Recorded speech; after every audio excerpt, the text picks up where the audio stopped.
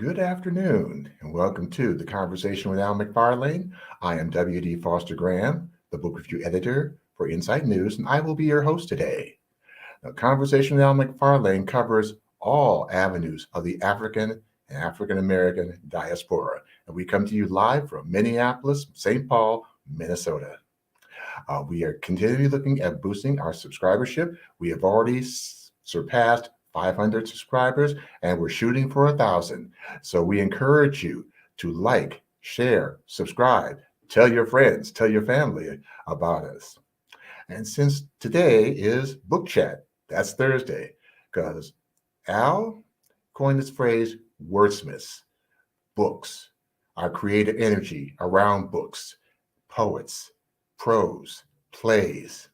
And today, it is my good pleasure to introduce to you another gifted author by his name, Isaiah Allen.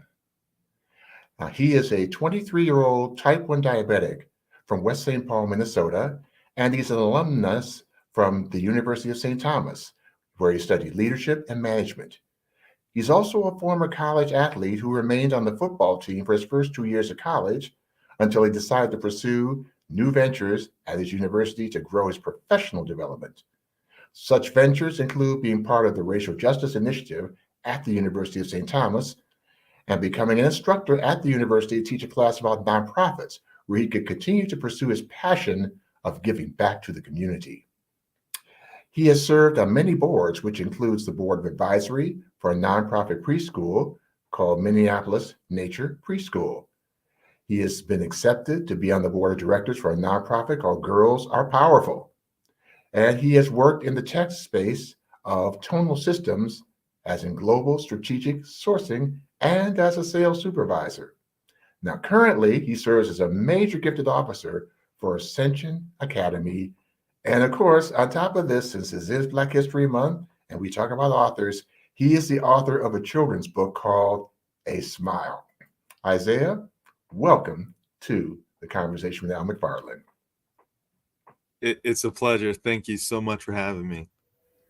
Thank you.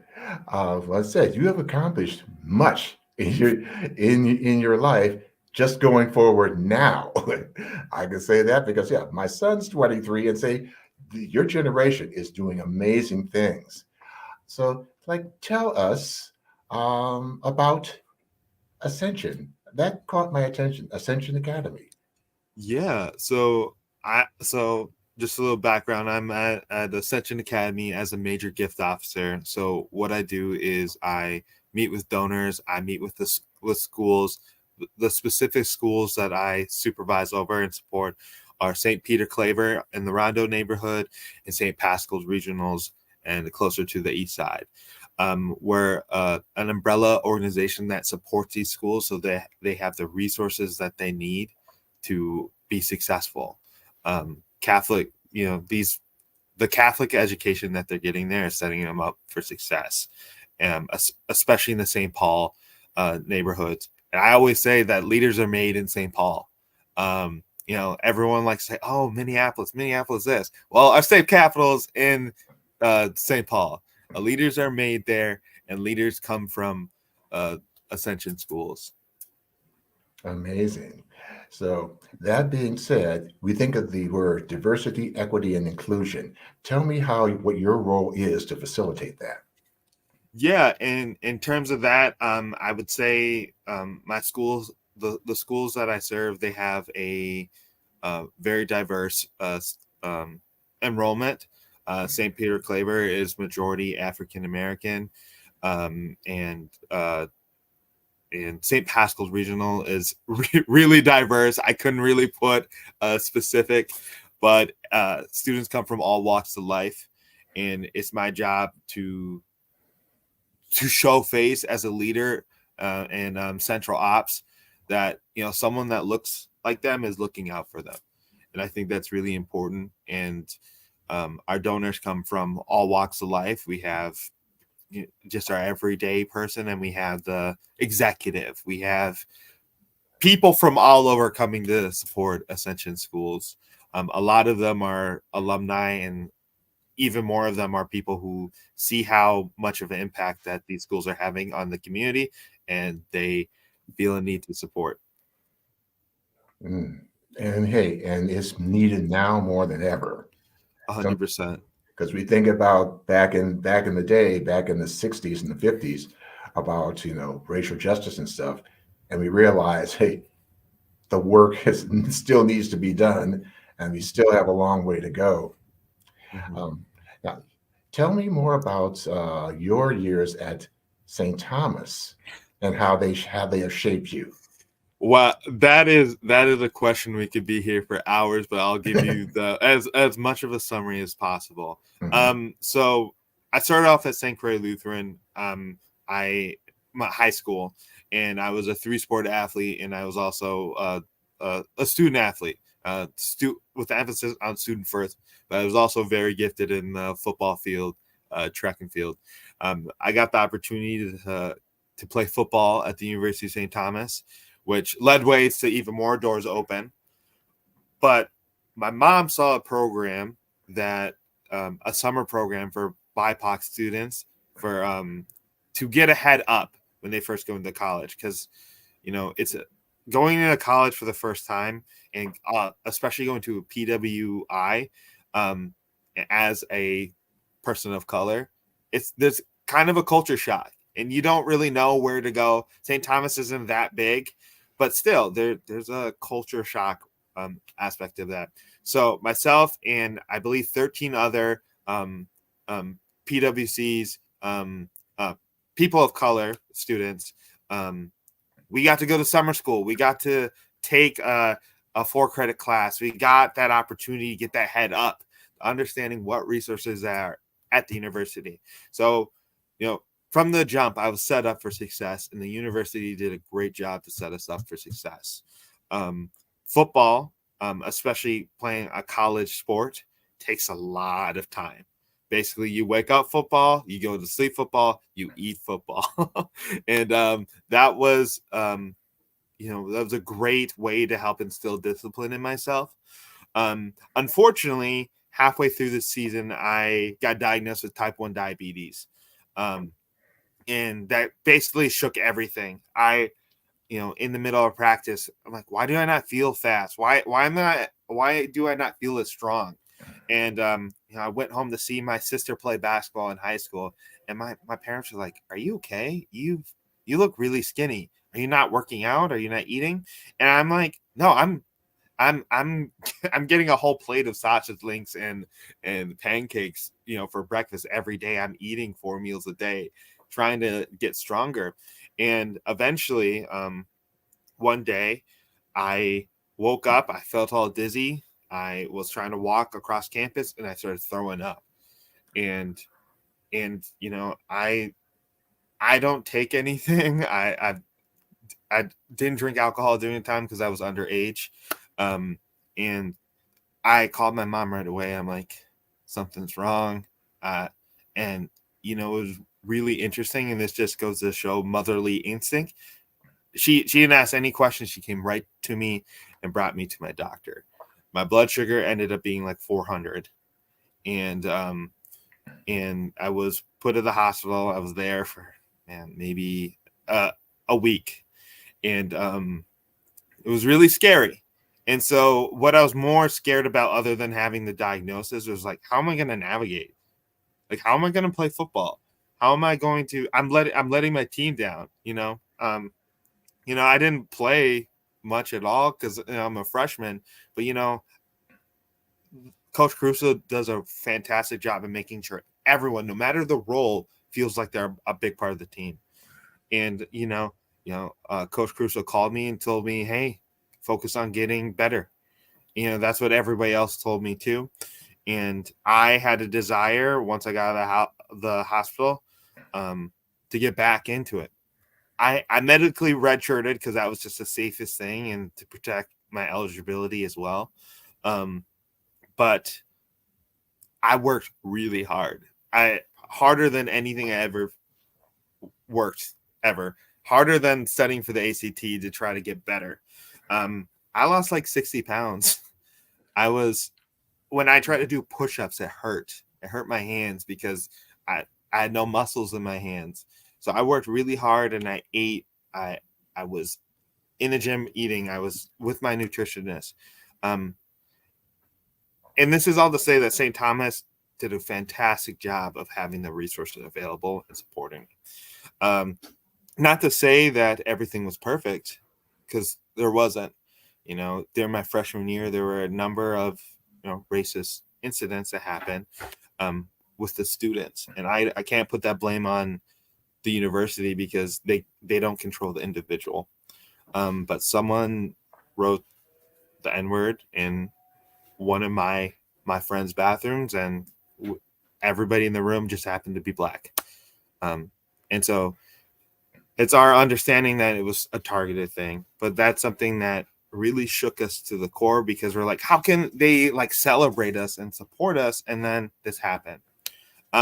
But again, St. Thomas did a wonderful job at helping bringing the community together to support us. Yeah, I worked really hard. I'll also say during this time when I first got diagnosed, my academics teetered a bit. When you have a life-changing thing, your focus goes different places. And, I struggled a little bit for academics, but I found a tutor. I went to the library every day. I grinded. I grinded as hard as possible. And as someone who's really proud, I didn't want to ask for help, but it was getting to a point where I was like almost too late for help. And so that's kind of when I realized, why make life harder when I can just ask for help, right? I played through my second year of football. We're fast forwarding some time. And, I had a great experience, but I realized I don't have an internship. I'm a business major without an internship, and I don't have any experience. So I reached out to Dr. Uhuru Williams, and he gave me a job at the Racial Justice Initiative. And that was just a great experience, helping make a difference. Also during this time, I got a job, a little bit, fast forwarding some time. After that, I got a job working as an instructor for Business 200 facilitator. So I taught business majors nonprofit management. During this whole time, I'm also volunteering the whole time, just giving me something to do. Because I was when I wasn't playing football, I didn't know what to do other than study. I gained a really good relationship with one of my professors this later on in time, and they gave me the opportunity to serve on the board of directors as the director of community engagement at Girls Are Powerful, which was a great experience. And they also gave me my first job at Tonal, in working in global strategic sourcing, which was a different space for me, but it's somewhere where I excelled and, built me up to where I am now. I was on a number of boards. St. Thomas hooks us up. I'll say that. Yeah, it's kind of the big summary. Well, thank you. Because apparently St. Thomas was definitely an awesome influence so far as where you are today. 100%. See, so speaking of influences and inspirations when it comes to your literary endeavors, who or what were the inspirations for writing your book, and probably your motivations in life to keep going? Because just from what you share with me, you shared some of them already, but we let our viewers love to hear more. Yeah, motivations. So I've been writing poetry for a while. My nickname in high school was Frosty, and so I really like Robert Frost. They have some excellent. They have a poem called Rose Garden, which isn't I guess the two rows diverge is like his poem that everyone knows them by, but Rose Garden is one of my favorite poems by him, and like his last name is Frost and my nickname was Frosty, so I'm like, okay, this is cool. Inspiration for writing. I was told in high school by somebody that I wasn't going to be successful in college just because I struggled with reading and writing. I still got really good grades, A's and B's, but it wasn't my specialty. And I kind of took that as motivation to like, let me do something that they said I couldn't. English just so happened to be my best grade, one of my best grades at university. So it made me like look back and be like, everything you said I can't do, I did. But inspirations to writing the book. I had this was senior year, around January, and I was having this like existential crisis of like, okay, if something happens to me right now, like what do I have left? Like what have I left? And I'm like, I can write a book. And the shortened way of saying that is when people ask, why'd you write a book? I'm like, because I can. And I finished writing it in 2 weeks.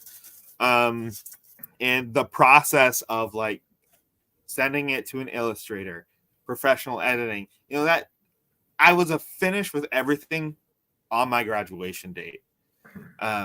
So I was able to accomplish something like that. And another motivation was like, how many people, like the average person doesn't know anybody who wrote a book. And I wanted to subvert that. And, it's something that no one can ever take away from me. And I really value that. Amen, amen, amen. Now, one thing when it comes to, I think, doing a children's book or the whole process of getting it published and out there, yeah, there's a different process than it is doing a novel, because I write novels and stuff. So could you take us through the process of what it takes to bring a children's book to fruition? Yeah, I think it's important, with my motivation of it. So my mission with that is I wanted to produce a work that can be enjoyed not only by children, the primary audience is children, but by everybody, that inspires a message that you can make an impact on not only the people around you, but the environment by just being positive and by smiling. And you can switch smile with any other word. You can say Jesus. You can have it be Jesus. You can have it be, any adjective, any noun. You can just put it there in the case of smile. But I think the big thing is having a message, a positive message, because in the age of social media, everyone's influenced by everything. And, some media sources don't have the best intentions with influence. And I wanted to be on the right side of influence. I think that's really important. Yeah. Indeed, indeed. Well, before we came on the show, you're talking about media and seeing persons who look like us and stuff, and especially what the kind of media has done that could, what they say, try to overshadow the good work some persons have done in the media. Can you elaborate on that? Yeah. So, what you're referring to is when I was speaking about one of my favorite childhood cartoons, which is Little Bill. That Yes. was produced and I believe and created by Dr. Bill Cosby, and there's no excuse for what that they have done to people, but that was probably the first media like seeing like a children's cartoon of someone who looked like me, and like that. Now that I'm looking back and reflecting on it, it I think what a lot of media does today is that they shine the light on, oh, we have a black character, right? But the Little Bill was a cartoon. It was showing positive family dynamics, and it really didn't matter what color you were. And I think that was really important to show race, but not to make that the only thing that matters, And I think something that we can appreciate when we're not represented like that enough in media. We're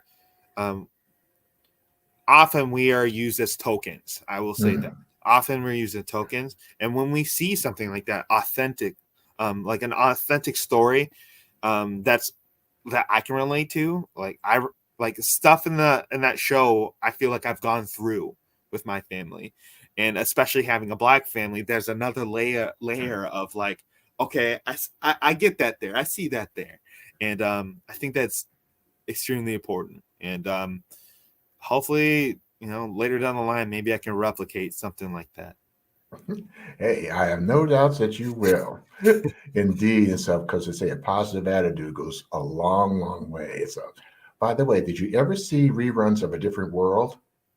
No, Oh, but I'll have to add it to my list for sure.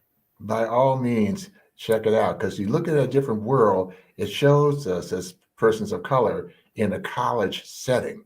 Oh. And one of the things that happened was supposedly that show wasn't supposed to work, but Mm-hmm. it did for 5 seasons. So there's a reason for that, especially when Debbie Allen came on board Mm. to produce it. So Yeah. by all Like, means, one of my favorite, like older, I'm 23, so I don't mean to show anybody age, expose anybody's ages for me being young. But The Fresh Prince of Bel Air, mm-hmm. um, what a fun. I would say for the most part they dealt with serious themes, but it was such a positive show, and Mm-hmm.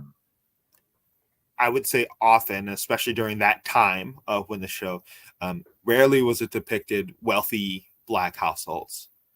Um, at least to my knowledge, and excuse me for my ignorance. I'm only 23, so I really appreciate the patience with that. But seeing uh, wealthy black households, there was drama in the show. Don't get me wrong, but I think it was just so positive and like again with good times. That was a show that people, everybody, no matter what you looked like, they would sit behind the TV and just watch it, because it was a positive and it had a good message. Oh, indeed, indeed. Now, since this is Black History Month, then I recently took a tour of the Givens collection at the Anderson Library here on the university campus. And that collection has the largest collection of African American literature, in one of the largest in the nation. I mean, they go back even having the first book ever published in the US by an African American, and that was Phyllis Wheatley's collection of poems. And I definitely had the honor of holding that book in my hand, along with letters, books, periodicals, coming up to the present. So when it comes to authors of color, who are the authors that come to mind for you that inspire you in your Yeah. journey? Yeah, I'm gonna kind of go more new school if you don't mind. Mm-hmm. Dr. Hero Williams has Mm-hmm. I think he has a couple books about Jackie Robinson. Um, just a great writer, and I think it's because I know them. I know the human, Dr. Hero Williams, Mm-hmm. where just makes it. I'm just inspired because I see this person. I've shook hands with this person. Yes. Um, Thuba Young. She is an amazing. She's also uh, uh, a black author. She's amazing. She has a book called My Daddy Tells Me. Um, and I know her personally. I consider her a great friend. One of the pictures, my intro picture was with her and Representative Maria Isa. So just great people. And that's what inspires me is that they're just true. They're just a true, authentic people, and I can't be thankful enough to have, I consider them mentors, but they're my friends. And now that I have a book, they're my colleagues. And so that's like really interesting to, say. But um, I bet holding that collection of poems was just like a spiritual, like, connection. It's like when I first got my book in the mail, I was like, oh my gosh, I did it. Yes. And Indeed. and I'm like, this is the same feeling that every author gets when they get their first book. Um, and this is the first copy I ever have, so I should put in like a case somewhere, but I usually have it in my backpack to show people. Mhm. I understand that. They say the two biggest moments for us as authors is one you've already described is when you hold the work in your hands for the first time. The other is when you complete the work. Right. And it's really funny because like, back to St. Thomas for a little bit, but Yes. I kept this pretty down low. Every time like my professor's like, what are your goals? I'm like, I'm gonna publish a book this year while I'm in school. And then everyone would roll your eyes and be like, oh, I don't know. But I had a lot of people who believed in me. And when I had it, everyone was like, oh snap, he did it. I'm just a kid from West St. Paul, and I was able to do something that's gonna last forever, as long as the earth is here, for sure. There you go. There you go. Now, this quote that you mentioned here by Mike Tyson: I'm a dreamer. I have to dream and reach for the stars. And if I miss a star, then I grab a handful of clouds. What does that quote mean to you? Mike Tyson, someone who is considered a controversial figures in certain spaces, but I really see them as an inspiration of everything that they've gone through and what they've achieved. If any of the viewers have had the pleasure to listen to his podcast or hear someone speak recently, it's just so profound, and I can see the vision. Like, if you've ever seen a Mike Tyson fight, his eyes are focused. And sometimes I feel like he wasn't just focused on his opponent; he was focused on his dreams. He's focused on accomplishing everything he put his mind to.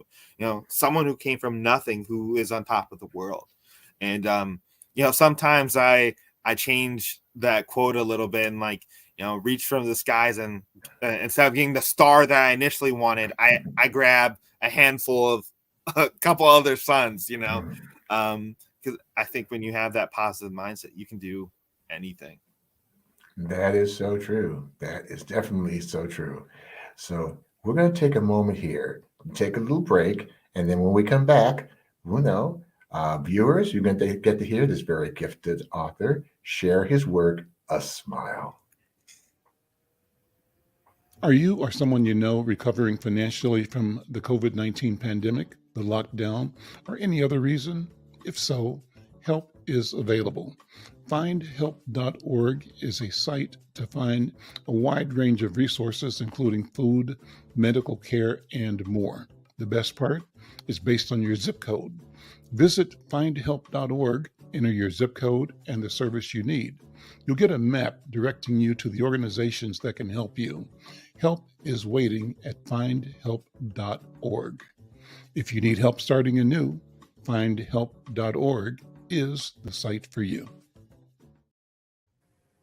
Well, welcome back to the Conversation with Al McFarlane. I am W.D. Foster Graham, and I'm here with our special guest author, Isaiah Allen. And Isaiah is going to share with us, as your viewing audience, A Smile. Thank you. Can I get my book up? Awesome. Thank you so much. So, A Smile, written by Isaiah Allen, that's me, and illustrated by Mel Dwarma, a fantastic artist out of Indonesia. She's great. You can find her on Fiverr. That's my shout out to her. This book belongs to the viewers of this show tonight. A smile. A smile beginning the day sets the scene for happiness and play. A smile while laying in the grass makes me wonder if this moment will forever last. A smile before the feast lets the cook know we're ready to eat. A smile while thinking hard makes thinking hard feel a lot less hard.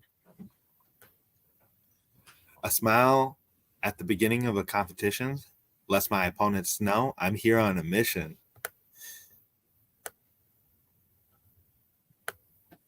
A smile before a big speech lets the crowd know I have something good to teach.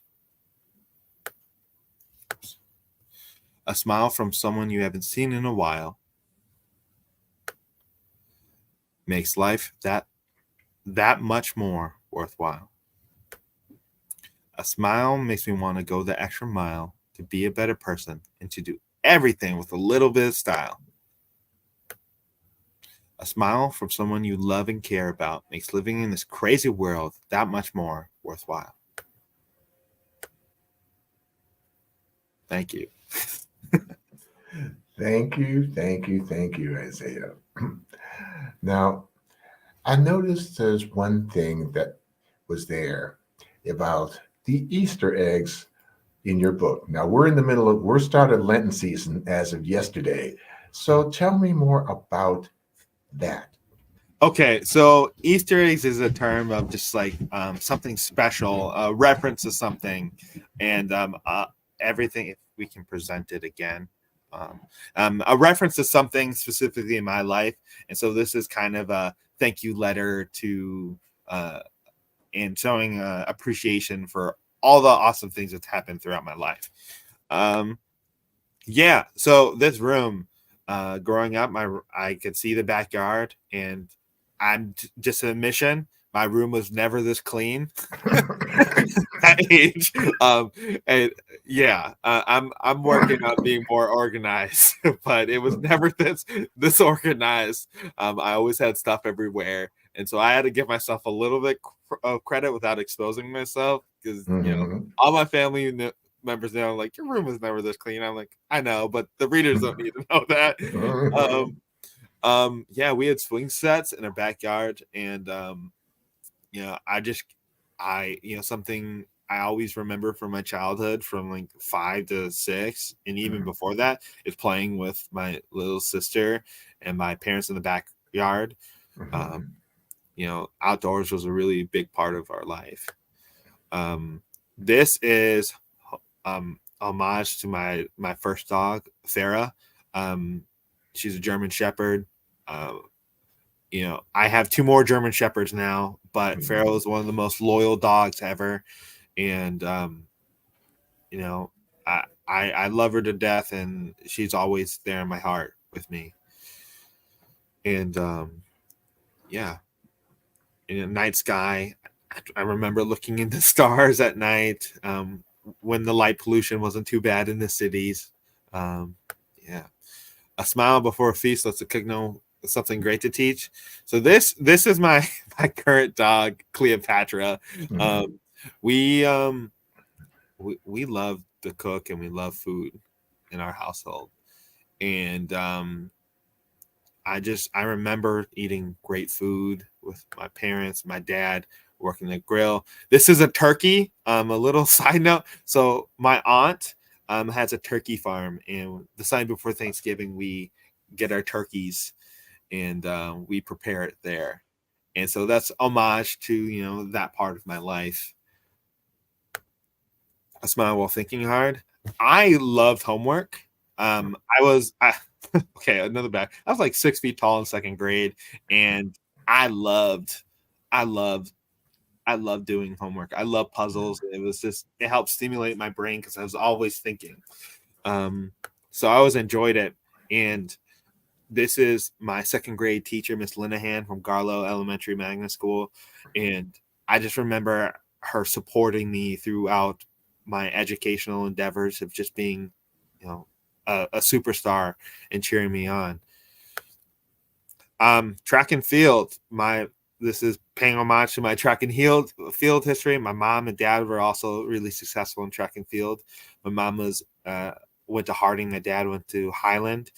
Great athletes. But I really liked competition. And I would always have a lot of fun. And my coach would say, "Hey, you got to focus up, stop smiling." But there's not much you can say when you're the first across the finish line. So, I was really clumsy, so I always had cuts and scrapes. When you grow as fast as you do, a gust of wind would have knocked me over. I filled out a little bit, so that's not much of a problem anymore. This is showing a dream of mine. This person represents a mentor, and my dream is to speak in front of big crowds and influence people in a positive way and be a role model that people look at. This tie is the tie of my best friend who passed away, And so it's paying homage to that. Whenever I go to my like speaking events, I always wear this suit. So the kids say, there's a guy in the book.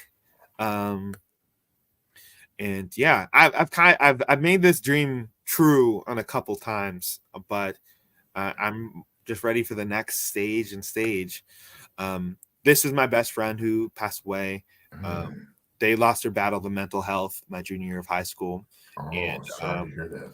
you know, they were my best friend, and I had my first sleepover with them my sophomore year of high school. They would show up to my house in a bathrobe and like slippers and stuff like that, and no backpack. And my dad was like, Andrew, like, did you bring a backpack? He's like, no. And he would just come over to our house and spend the night, and we would blow up the air mattresses and play video games, eat pizza. Truly my best friend. He wasn't alive to see me play football, but I know he was always there. And I think that message is really important, because even if someone isn't there, they're always here. They're always here. That's true. And, this is my beautiful girlfriend. She loves flowers, and, that's something I picked up on, and I got her flowers. I asked one of her friends, like, what did she tell you about me? And she's like, and her friend said to me, oh, that you're really nice and you give her flowers. And, a smile from someone as beautiful as her just makes you want to just be better, being the best person I possibly can. And then there was a little girl who was in the family pictures. This is my sister growing up. She's amazing. She's a track and field athlete at the University of River Falls. She's studying neuroscience and psychology. She's really smart. And she's just super strong. Here I have my insulin pump just to show, like, representation of that. The only real representation of diabetics in media is Paul Blart, the mall cop. And I think that's unacceptable. I think there can be more positive representatives of people with type 1. My teacher, my best friend, my mom, my dad, and a mentor. So those are just the Easter eggs. And those who know, and I hope all new readers can appreciate them. Well, definitely appreciate your sharing these particular Easter eggs, because those gifts are priceless. 100%. Definitely. Now, when it comes to books, you said this is your first books. Okay, are there some more to come? Yeah, so I've actually finished writing 3 more, but I self-published this and did it all myself, and it was a lot of work.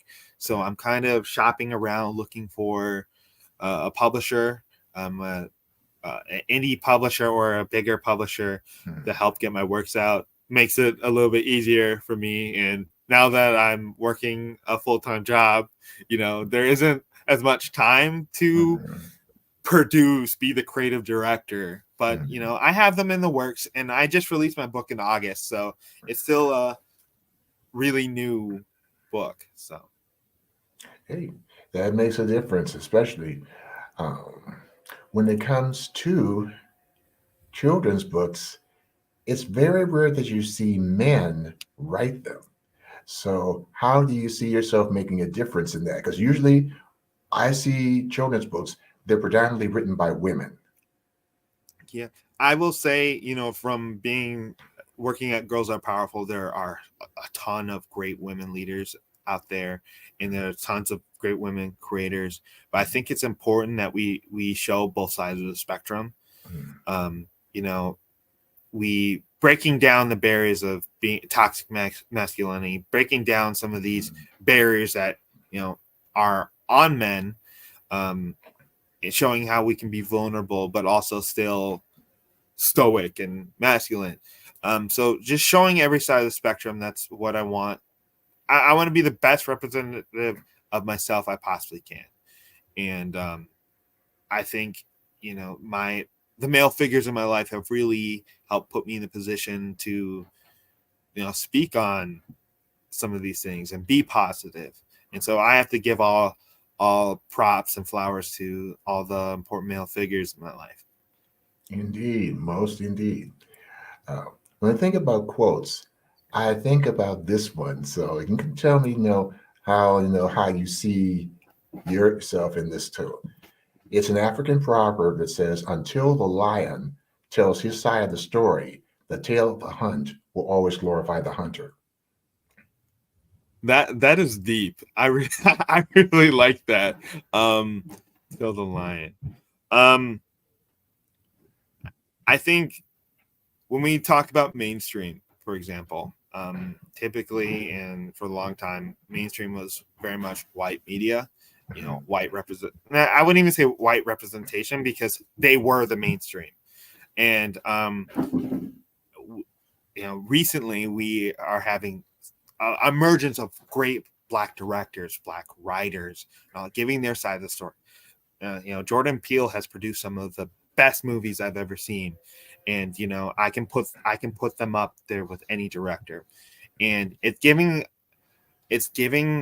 the world and people who consume media a new mindset, a new taste of that. And also when it comes to on the business side, from business executives, they're saying, okay, you know what, um, these black directors, they know what they're doing, and they're reaching an audience that has never been reached before, and they're opening doors for everybody. um yeah, I hope that answers your question, but I think that's an amazing quote, and I really like it. Well, it does, Isaiah, because as part of the say, the important thing is how we share our stories. Because in sharing our stories, we're the ones that are controlling the narrative. And Right. when we control the narrative, we control the perception. 100%. So, so and again, I'm just from reading your bio, and so I like to ask, what are the many of the ways, because I see you've been on different boards in certain different areas, how that contributes to you as a person paying it forward. Yeah. And I have to give all thanks to my parents for this. They've instilled the love and the importance of community service and giving back to our communities. And this is also why, in business class, I had a different perspective, because we can't just take from our communities. We can't just take from an environment. We have to put back in. We can't just we can't just put a highway in the middle of a neighborhood, a historically black neighborhood, without putting something back in. Right. So understanding the balances, really important, and my parents did a great job at helping me understand that. Yes, indeed. Because yes, I was born and raised here in the Twin Cities, and I was probably too young to remember it. But yeah, when 94 was put right through the Rondo neighborhood, and 35W went straight through South Minneapolis. Mm-hmm. And okay, so yeah, but what's coming back to the neighborhood? Mm-hmm. So now, tell me more about Girls Are Powerful. I'm interested to hear about that. Yeah, so I'm no longer with them, but they're a really important part of my professional journey. They're an organization that supports girls from the age of 5 to 18, helping put them in positions so they can be whoever they want to be. So there were a lot of empowerment events that we put on. There were mentors from all different walks of life, who look like all these girls that we served. We put them in contact with um, the girls in our program. And for me, being the youngest and the only male on the board, it was my opportunity to learn and grow out so I can support women in the workplace and also throughout my community more. Well, that's part of the paying it forward. And also, when they think about the inclusivity in the neighborhood, or say in the community, okay, I think of also not only those of us who are African American, persons of color, and say men and women, but also the part of the community, those of us who stand at the intersection of LGBTQ. So, in the how does that work into the DEI? Um, so my belief is that everyone should love whoever they want to love, and I'm not part of the community. but I would consider myself an ally, and I'll uplift people in, communities different from mine. But I think is making sure the space is there for them to do whatever they would like to do. Yeah, I wish I had a better answer for that, but I kind of, I kind of am friends with everybody. And so, not to say I look past, that, because it's there. I'm not colorblind, but they're just my friends and family, and I think friends and family transcends labels. It transcends, a lot of things. Yeah. So I apologize for not having a better answer for that. Well, the answer you just gave it. You have it one conversation at a time is what brings about change. So now I'm going to just to take a moment here because we have some upcoming events for Black History Month. So I take time to announce them. Our first event now. Oh, I have to say, I have to be corrected about something regarding our subscribership. It's not 500, it's 600. So yes, we're getting there. And now all of these events are free and open to the public. Now the first event takes place this evening from 5:30 to 7:30 p.m. It is open mic night, and it is sponsored by the Minnesota Black Authors Expo. So the MC is the spoken word artist and performing artist, Joe Davis, and it's at the Stride Bookstore located at 901 Nicollet Mall in Minneapolis, Minnesota. So you're going to hear a lot of spoken word as well as other authors and poets will be there. Our next event will take place on Saturday, February 24th, and that is Bringing Books to Life for Black History Month. This is sponsored by the Friends of the Hennepin County Library, and this will be at 8500 West Broadway in Brooklyn Park, Minnesota, from 1:30 p.m. to 3:30 p.m. Now, and last but not least is the We Are Wordsmiths event, sponsored by St. Peter's AME, and it will take place on Saturday, February 24th, from 6 p.m. to 8:30 p.m. St. Peter's AME is located at 401 East 41st Street, Minneapolis, Minnesota, 55409. And the MC for the event will be yours truly. In addition to this program event, thank you, we will be having these 8 amazing authors, plus we will have handcrafted jewelry by Dee Michelle and artwork by Vaughn Larry. Now, for authors, poets, and playwrights, there are 2 ways, and they're important, to support them. One, buy their work. Because to say, as being an author myself, and Isaiah, as you an author know about the time and the effort that's put into the work. And say, not only writing it, reviewing it, editing it, getting it published, that is work. And that work deserves to be supported. Now, the second way to support Black authors is by like it, write a review.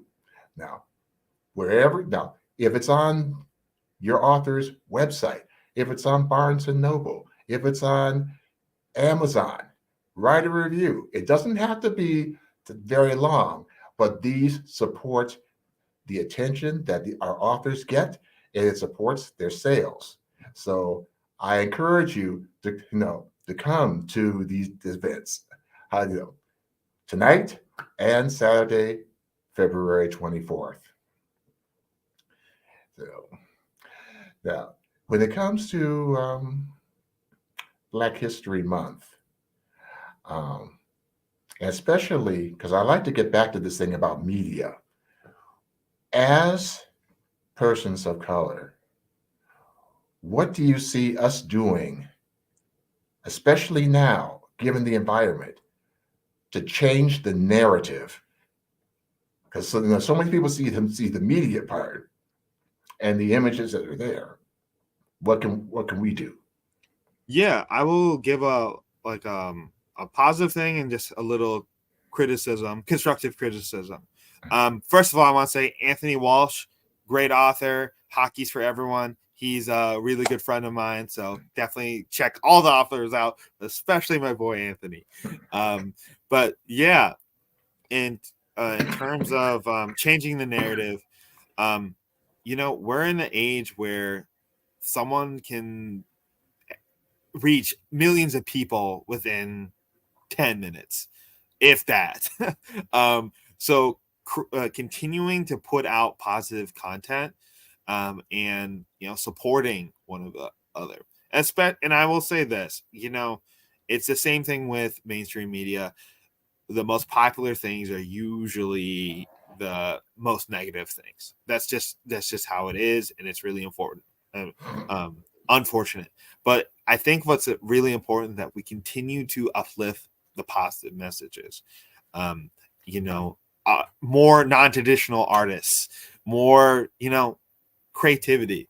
I will say, I'm using an umbrella. Everyone has different gifts in different places, but a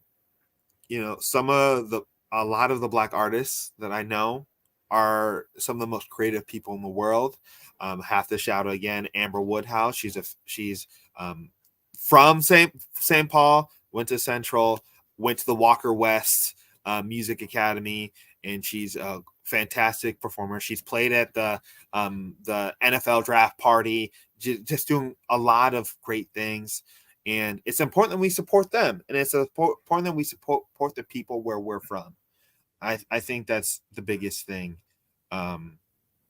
Yeah, because the hope with that is that their success, that also gets funneled back into the community. So we have a cycle of talent. We have a cycle of passionate young folk to take on the torch. That's so true. Because to say, what we put out there in terms of our energy, it comes back, and that is just so important. How we support our artists, and see, because many things have come to change because of the artists, the authors, the poets. That is the very important part of our history. And so, and in that, you think about the storytellers that come that, and also the griots, because we are descended from those kings and queens, and the griots who are telling the stories that were handed down through the generations, and that And continues. Yes. sorry, and I will say this: a big thing for me is that I want to be in these positions of leadership, in this position of influence at my age. I'm 23, and I've been told I've accomplished more than a lot of people in their 40s, and I'm really blessed to have that. And I want young folks to see that and be like, I could write a book at 13. Continuing to go on and on, because man, these kids are talented. Not to shout out Ascension even more, but I will. The kids under Ascension are some of the most talented children I've ever met. Better handwriting than even me. they're just amazing. Sounds like we have a lot of future authors and poets over there. Oh yeah. Definitely looking forward to, at some point, seeing their work on this show. And speaking of your work, reviewers and viewers want to know, where can we purchase it? Yeah, you can find it on Amazon if you do type as A Smile by Isaiah Allen. I'm the first one to pop up. You can find me at Isaiah Lee Allen on Instagram, or Isaiah Lee Allen on LinkedIn. I post a lot of my speaking engagements, and some of my upcoming events, which include I'm speaking at the Juneteenth celebration in Edina, Wednesday, June 19th, from 5:15 to 6:15 at the Edina Pavilion. So Awesome. Well, I want to say thank you, Isaiah, for being on our show, sharing your stories and sharing your gifts, because I say that's another jewel that's part of our diaspora. And we appreciate you. And to say, look forward to seeing you at further events. oh yeah, for sure. And Most I just definitely. Go I ahead. want to thank you. Thank you so much for having me. Thank you so much, Cooper, the producer in the background, doing amazing things. You're amazing, and you gotta. I think it's important that we show thanks not only the people in front but all over, because they make, without the people in the back, nothing else happens. Indeed, indeed, indeed. And Cooper, yes, you are definitely appreciated as part of this show and part of the process. So, well, this has been the book chat portion of the Conversation with Al McFarlane. I am your host, W.D. Foster Graham. And in the meantime, thank you. Stay safe, stay well, and we'll see you on the next go round.